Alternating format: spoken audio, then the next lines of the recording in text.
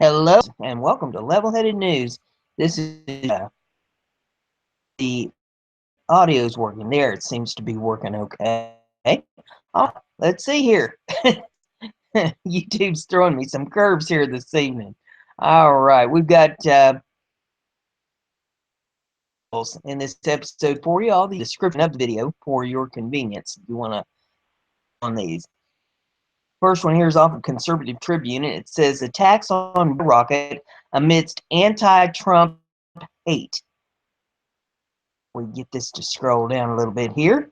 Skyrocketing new assaults on U.S. Border Patrol agents have skyrocketed as foreign nationals angry about President Donald Trump's. Then it jumped a little too much. Feast or famine, chicken or feathers here. There we go. Presumably angry about President Donald Trump's hard-line stance on illegal immigration, grow bolder. Chief Mark A. Morgan testifies before the Senate Homeland Security and Governmental Affairs Committees November the 30th that assaults on agents at the southern border has surged, being killed in the previous 4 months, according to Washington Examiner. Quoting fiscal year statistics, which end September the 30th, Morgan reported that assaults were up 200% over the previous fiscal year. Get to scroll a little bit more here.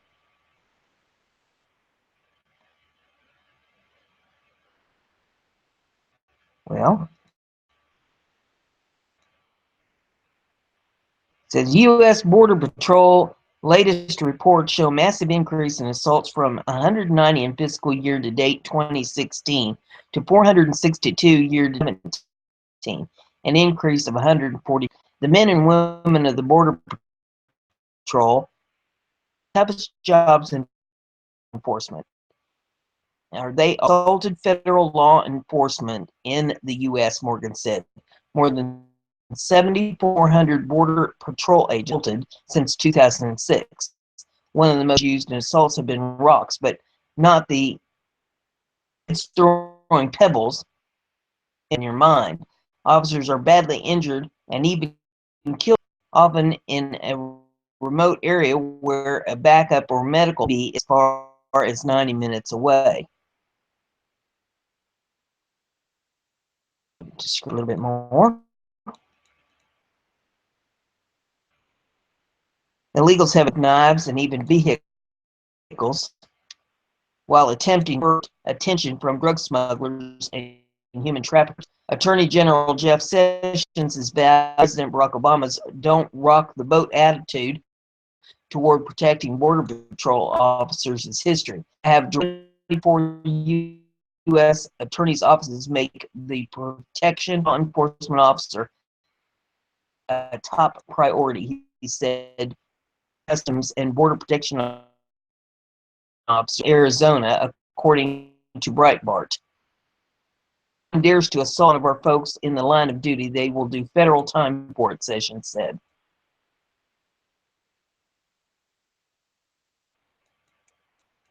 Get it to scroll up some more. Yep, that's the end of that. Okay, the next one we have is off of BizPack Review. Stop construction. MSNBC says Trump's border wall discriminates against low-flying birds and bats. Sure, the environmentalists were going to side with President Donald Trump. The left have been building a wall along the southern border, real or manufactured. The most amusing may be the flyover. Leave it to MSNBC to raise concerns while reporting on Representative Raul Garavalla, Democrat of Arizona, and the Center for Biological Diversity filing a lawsuit to stop construction on the wall until federal does an environmental impact study. Right on cue, biologist Jeff Corwin appears on screen to call the proposed wall an unprecedented environmental catastrophe. He claimed that in addition to any facing possible extinction from the wall, There are over 100 birds that will be impacted. Surprisingly, considering it's MSNBC host Craig Melvin asked the obvious, which was why couldn't birds just fly over the wall? Made answer. Certainly many animals that fly over that wall, he said, but many animals actually, many of these animals, for example, birds and bats, passing close to the ground surface because they're heading toward plants. And while the biologist explained why the birds and bats may be flying low, he never ventured waters of why they couldn't elevate their trajectory a few fall. Unreal. In this, if you want to pull it up. The next one, back review.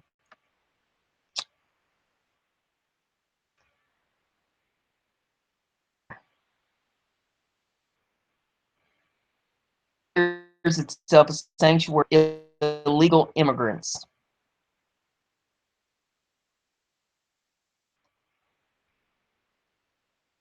Healthcare workers, or the NUHW, a California-based labor union with more than 11,000 members, declared itself a sanctuary union for its members and their relatives at risk of deportation. As President Donald Trump was preparing to bar Syrian refugees and bolster his deportation force, National Union of Healthcare Workers was convening members across California how to best protect each other. Porfirio Quintano, a member of the NUHW's executive board, said in an op-ed that appeared in labor publications throughout the past week, "We emerged with the consensus that we would declare ourselves a sanctuary union and that protecting our members from Trump's deportation dragnet would be as high a priority as defending them from management retaliation," continued Quintano, one of 20 members elected to the union's executive board. The union is partnering, there we go, with a San Francisco Bay Area immigration law firm to represent members and their relatives that are at risk of deportation, according to its website. The union is also educating its members on ways to hinder U.S. federal agents from determining their immigration status. It was founded in 2009 after thousands of SEIU United Healthcare Workers West members declared their independence following a fallout with the Service Employees International Union. The group of California-based hospital and nursing home workers grew sour with SEIU's officials in Washington, D.C., who they accused of making backroom deals with healthcare corporations that gave away California workers' rights. The union represented thousands of healthcare workers in the Bay Area, including San Francisco, a regular target of President's fervent opposition to the immigration policies in sanctuary cities. Trump signed an executive order in January that said he would withhold federal grants from jurisdictions that violated federal immigration law. Quintano, who illegally entered the U.S. when he crossed the southern border into California 23 years ago, said he doesn't take standing up to the state lightly. Quintano was granted political asylum soon after arriving in the U.S. and later received a full American citizenship. "I know I'm one of the lucky ones," Quintano said. 9 out of 10 of his union co-workers at the California Pacific Medical Center in San Francisco are foreign-born, the Honduras-born hospital worker explained. "Who can my co-workers count on if ICE agents come looking for them or their family members?" Quintano writes, before answering our union, thankfully. He also said that the union had another goal, which was to turn its workplaces into sanctuaries as well. "We are encouraging the hospitals, clinics, and nursing homes where we work to adopt policies that protect patients and caregivers alike," Quintano said. "By declaring itself a sanctuary, our union isn't just making us feel safer, it's giving members a safe place to discuss what's happening in our country and help make a difference," he asserted. The next article is off of BizPac Review. Is Homeland Star tells why white men in government, not Muslims, are real bad guys. Many conservative fans of the long-running showcase series Homeland have been disappointed with the show's particularly noticeable political correct turn in its 6th season, a turn that has hardly been by accident, according to actor Mandy Patinkin, who plays the CIA agent Saul Brenneson on the show. Patakin discussed the show's new take on bad guys while appearing as a guest on Friday's edition of MTP Daily on MSNBC. Apparently, instead of portraying Muslims as the new cowboys and Indians or Nazis, the show decided to make white men the bad guys instead. We've tried to be part of the cure, not part of the problem, Patakin said. A different storyline where we're helping these people, and a storyline that shows in this case, in this year, in this season, and that maybe it is white men in the government and the military establishment that are the bad guys, not the Muslim community. Responding to host Chuck Todd's question about the fact that some Americans are afraid of Muslim refugees committing terrorism, lionized the Muslim community and essentially called the fears false information. Yes, well, this is where Homeland and the real world are one for me, because I started to say earlier it's false information. It's not the truth in terms of how you get elected and the tools you use. It's the oldest trick in the book. I find someone to vilify. In movies, it was cowboys and Indians and Nazis and communists. Now they've chosen the Muslim community, a community who's made contributions to the world of monumental nature. Patakin acknowledged that Muslims have been portrayed as bad guys before on the show, but this season they have tried to be part of the cure, not part of the problem. Seeming to take a swipe at President Trump, the actor added, and so back to the issue of how you get elected, you tell the populace who you need to be afraid of. You need to be afraid of these people over here, and you vote for me and I'll keep you safe. Just put some facts on the tables, please God.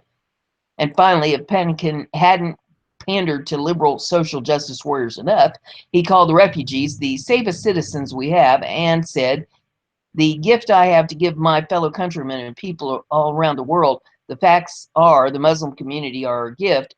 They are the fabric of what makes America great. I encourage everyone to please invite them into their community.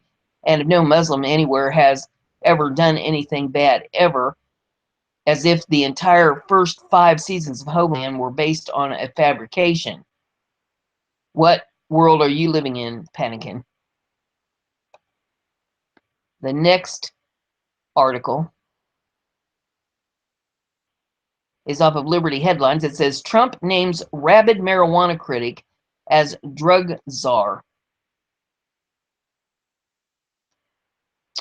In a move likely indicative of coming resurgence in the long-running war on drugs, the Trump administration has appointed extreme marijuana prohibitionist, Pennsylvania Representative Tom Moreno, to serve as U.S. drug czar, according to a report by CBS News. As drug czar, Moreno would be responsible for coordinating drug control strategy and federal government funding of the drug war. Moreno is known as rabid hardliner on drug policy, going so far as to proclaim that nonviolent drug offenders should be placed in a hospital/prison.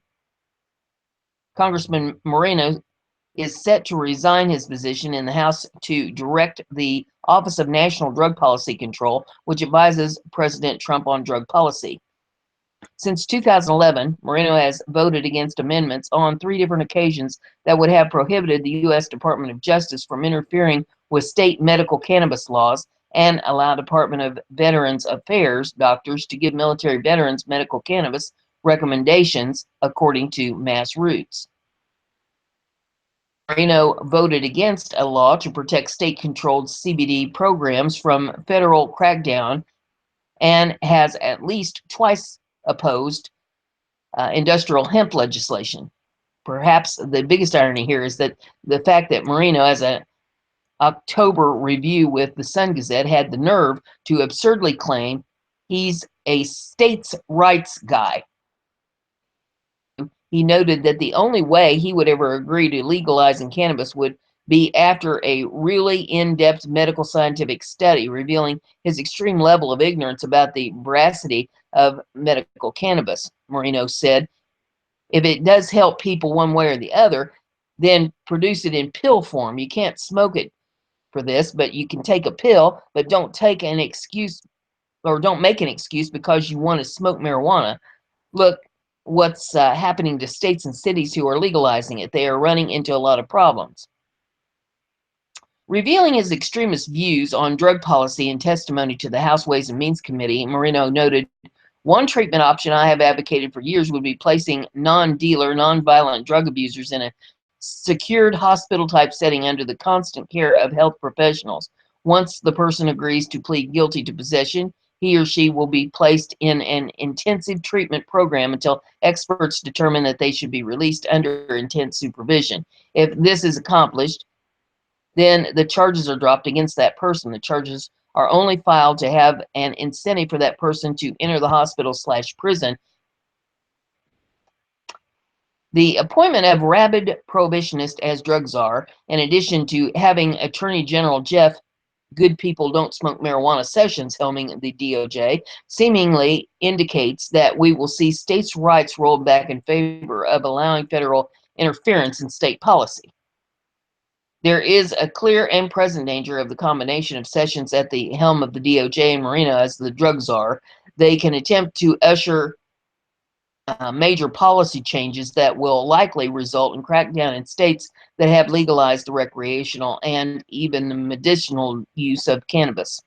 If Jeff Sessions' appointment as Attorney General wasn't enough of a wake-up call regarding the extreme danger legal cannabis currently faces, the appointment of Moreno should elucidate that a major crackdown on marijuana is on the horizon. Make no mistake that all available evidence suggests that federal government is preparing to turn the clock back on cannabis policy. Please share this extremely important information, as the fate of legal cannabis in the United States likely hangs in the balance. I have for you is off of Liberty Headlines, and it says, Energy Secretary orders review to determine if green energy will make grid unstable. Rick Perry ordered a study Friday examining to what extent solar and wind power are hurting what the Trump administration considers reliable forms of coal power. Perry, a Texas Republican who served as governor of an energy-rich state, wants the Energy Department to undergo a 60-day review of the energy grid to determine if green energy subsidies are hurting more reliable forms of energy like natural gas and coal. We are blessed as a nation to have an abundance of domestic energy resources such as coal, natural gas, Perry wrote in a memo to staff Brian McCormick. The DOE chief was referring to sources of energy, and he and President Donald Trump believe should be included when discussing the country's energy grid. Perry's review also seeks to evaluate to what extent regulatory burdens, subsidies, and tax policies are responsible for forcing the premature retirement of base load power plants. The grid study comes after Perry said he and international counterparts discussed the need for diverse supply of electricity during the G7 energy ministerial meeting in Rome. It impressed upon me that the United States should take heed of the policy choices our allies have made and take stock of their consequences, Perry said, not referring to any specific country. But there is evidence that Germany and Australia's reliance on green energy subsidies have caused damage to their grids. Germany's subsidies for green energy, for instance, have sharply increased power prices in the country, with the average German paying 39 cents per kilowatt hour for electricity. The average U.S. citizen, meanwhile, spends 10.4 cents per kilowatt hour by comparison. Wind and solar power plants in the European country underperformed in January because of cloudy weather with little or no wind, which nearly collapsed the country's entire grid. Germany's power grid was strained to the absolute limit and could have gone offline entirely. South Australia underwent similar strains. The state has plenty of coal and natural gas reserves, but thanks to South Australia's environmental movement, many of the state's most reliable coal power plants have been shuttered, forcing solar and wind power to make up the deficit. Dependence on renewable energy is resulting in brownouts and blackouts. South Australia's reliance on green energy in the state has not only led to a series of technical challenges, but also increased wholesale price volatility as the state rebalances its supply from dispatched plant to intermittent generation, Australia's Energy Council noted last year. Perry's study comes on the heels of Trump's recent moves to roll back a slew of Obama-era climate rules, including regulations dramatically lowering the U.S. greenhouse gas emissions. The president is also expected to render a verdict in May on the fate of the Paris Climate Summit Agreement, a deal nearly 200 countries signed to address climate change. BizPack Review. Kellyanne Conway's priceless moment when "I'm not the darkness" said everything. I'm not the darkness.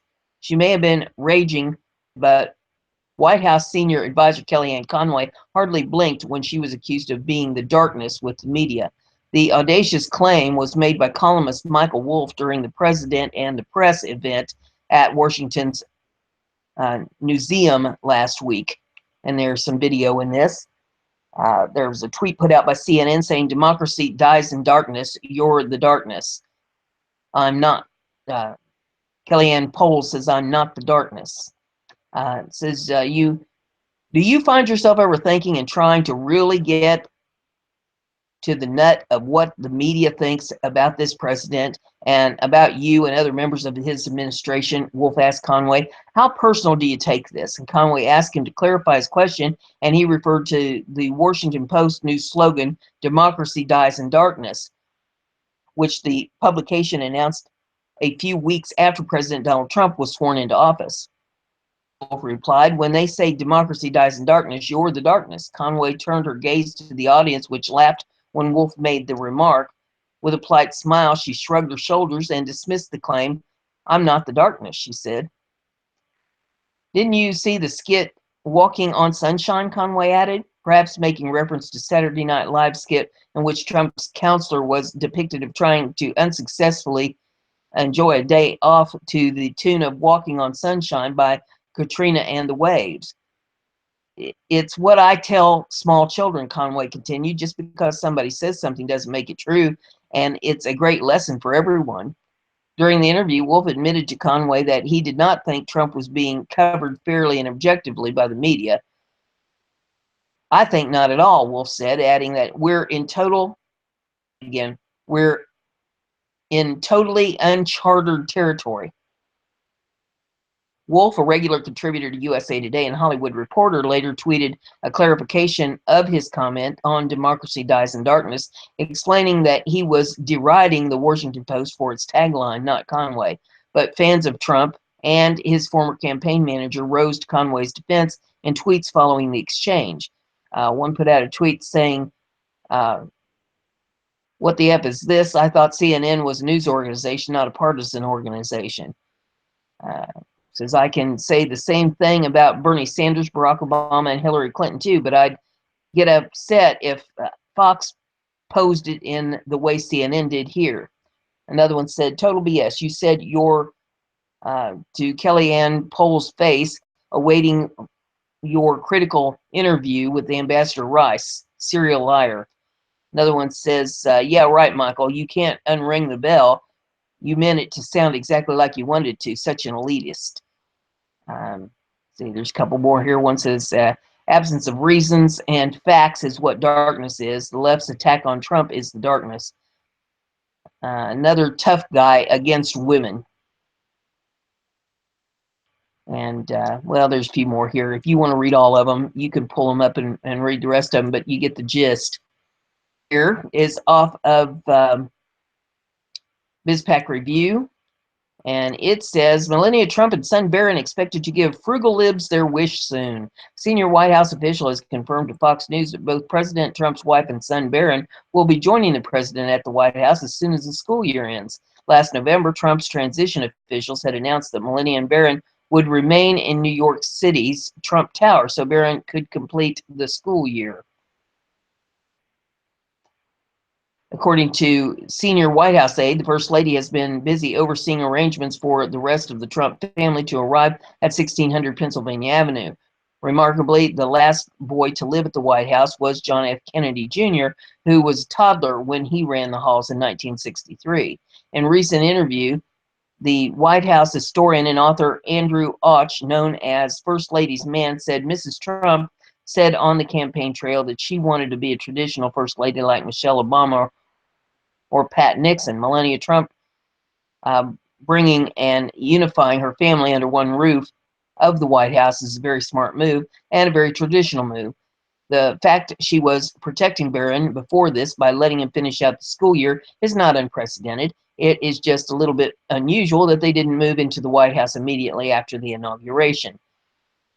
Liberals who signed a change.org petition last month to force Melania and Barron to move to the White House to save taxpayer money should be relieved. But really, when have liberals ever cared about saving taxpayers' money? There's a tweet here showing the thing to sign this petition from anti-Trump movement. It says sign the petition to stop taxpayers paying for Melania to live separately from the White House. Good grief. Important things on their mind. Next one is off of BizPack Review. It says Trump Jr. rocked a weekend t-shirt that caused the internet to have a meltdown, starting with Rosie O. Having a little fun over Easter weekend, Donald Trump Jr. shared a photograph of himself rocking a green t-shirt emblazoned with very fake news, and the internet had a meltdown. Don't take much, does it? I think I'm going to have to buy a few thousand of these, pass around to our buddies in mainstream media. I'll model it for him, Trump Jr. wrote on an Instagram. Included in the caption were a series of related hashtags like hashtag you're welcome, hashtag fake news, hashtag very fake news, hashtag mainstream, hashtag media, hashtag MSM. And it shows him wearing this green t-shirt. Trump Jr. also posted the photo on Twitter. The haters were quick to mock President Donald Trump's oldest son in an effort to display their discontent. The anti-Trump faction photoshopped the message on the shirt to their. Try this again. Photoshopped the message on the shirt to fit their hate-filled agenda, leading to a parade of misery. Was none other than Rosie O'Donnell herself. And she tweeted out, Donald Trump Jr., you're going to jail along with Daddy and your baby brother. Like the Manoff family, disaster awaits. Here's a sampling of other responses from Twitter. One says, Donald Jr. approval rating is between a bucket of spiders and Casey Anthony. Another one says, how are you on vacation every day but still so angry? Another one says, your family has the best sense of humor, like how your dad played that hilarious joke on Poor America. Ha ha. Oh, also, hope you drown, D-bag. And another one says, please don't ever put yourself and model in the same sentence. You are literally one of the ugliest dudes I've ever seen. Oh my God. Oh. And one says, it's a very nice shirt. See, now people can be nice. Oh, some of the photoshops they've done or something else. You need to post some of that up. Take a look at that if you want to laugh. The next one is off BizPack Review, and it says, Trump to protesters, I won. Reminded left-wing activists nationwide that he won the election in a series of tweets Sunday morning. A Democratic Party organized a national protest that called for President Donald Trump to release his tax returns. Thousands of protesters hit the streets in front of the nation's capital Saturday, and Democrats held several other protests around the nation in show of solidarity. The protests in California were especially violent as pro-Trump protesters mixed with the Democrat-led anti-Trump protesters. More than 12 were arrested in Berkeley, California, according to USA Today. How can we determine this, try this again. How can we determine his conflicts of interest or stop him from receiving payments from foreign governments if he won't show us the names of the people and corporations that he is in active partnership with all over the world? Democratic Representative Jamie Raskin said on the steps of the Capitol Saturday afternoon. And Trump put out a tweet saying someone should look into who paid for the small organized rallies yesterday. The election is over. Trump repeatedly asserts that protesters were paid by outside groups, since he won the race in November. After asserting the protesters were paid, Trump went on to remind the protesters that he defeated former Secretary of State Hillary Clinton in the 2016 election. And he put out a tweet that said, "I did what was an almost an impossible thing to do for a Republican, easily won the Electoral College. Now, tax returns are brought up again." Next one's off BizPack Review.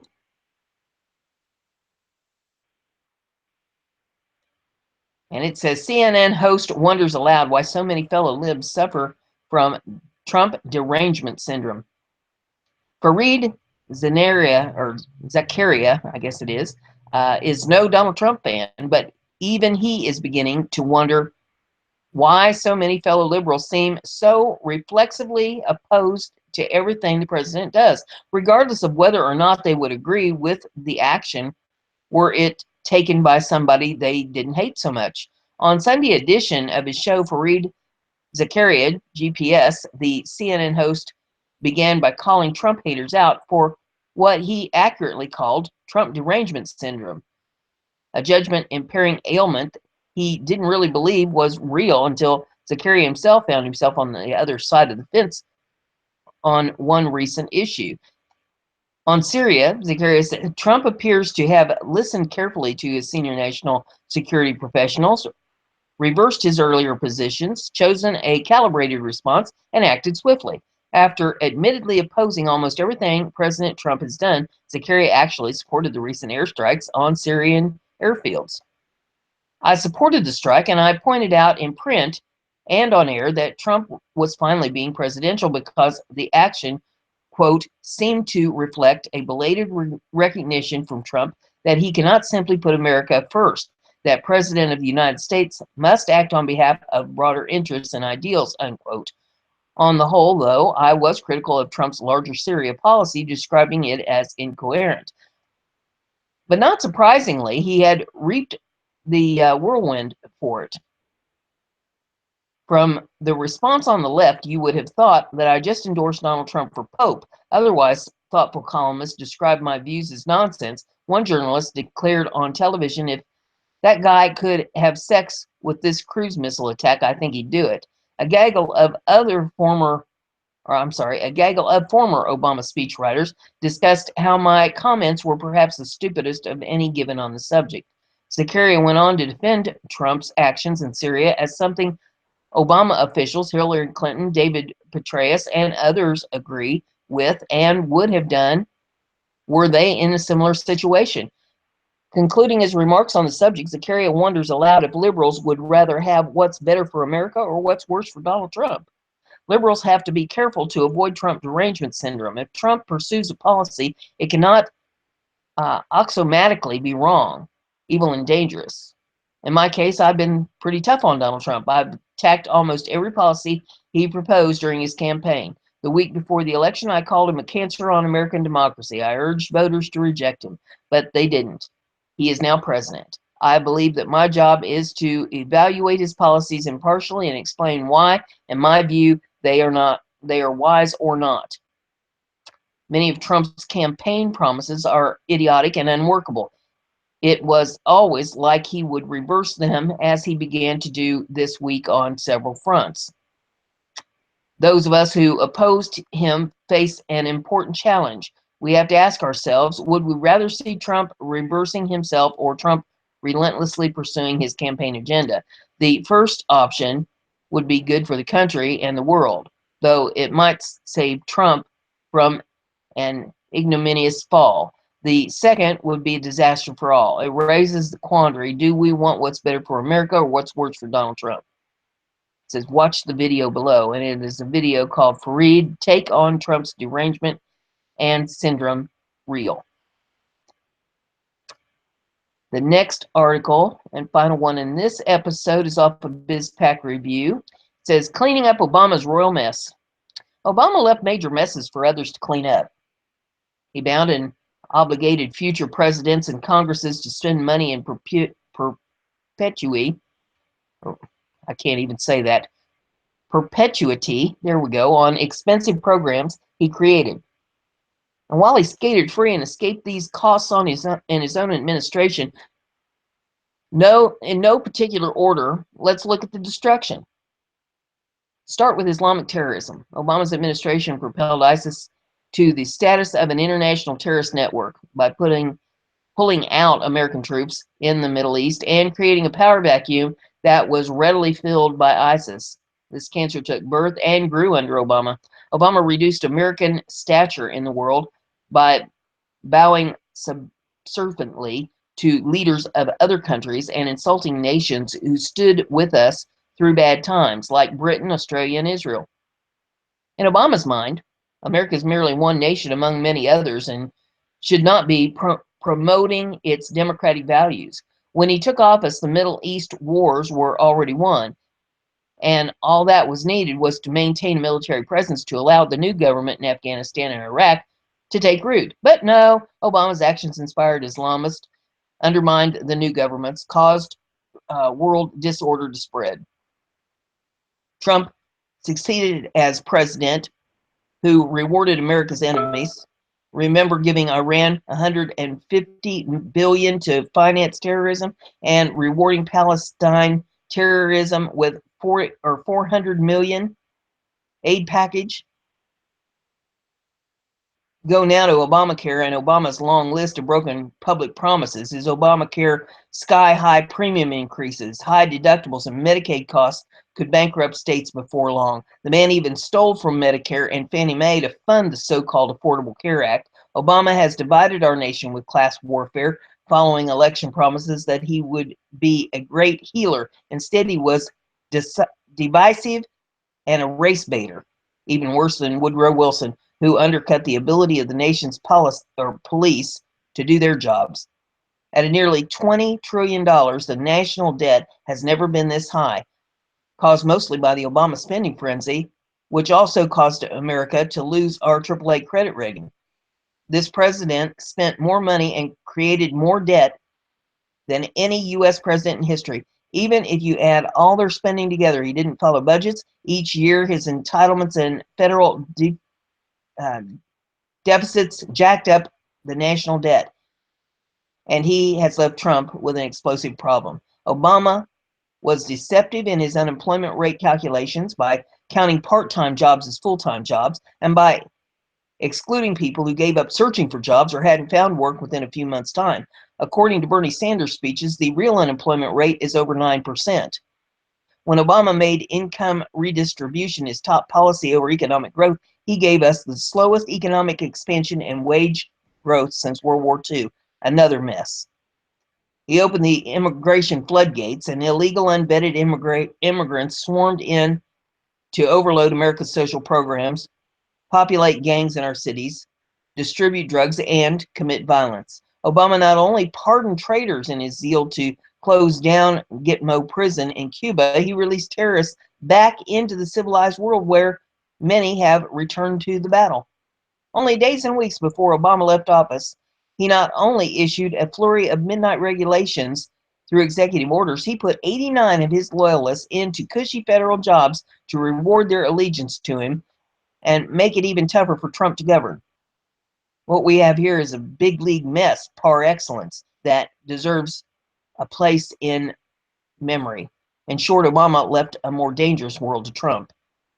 Finally, the next time you read the mainstream media story calling Obama's administration scandal-free, don't forget Soldania, the VA, DOJ, IRS scandals, Operation Fast and Furious, Benghazi, his personal management hacking breach, private email servers in his State Department, the new Black Panther voter intimidation, and Obama passing his own legislation in violation of constitutional checks and balances. And that's all I have for you in this episode. One more episode to follow. If you like what I'm doing here, give it a thumbs up. Share it on your social media so everybody gets to hear the news. And if you like what I'm doing here, subscribe to the channel. That way you'll stay informed. I'll see you in the next episode.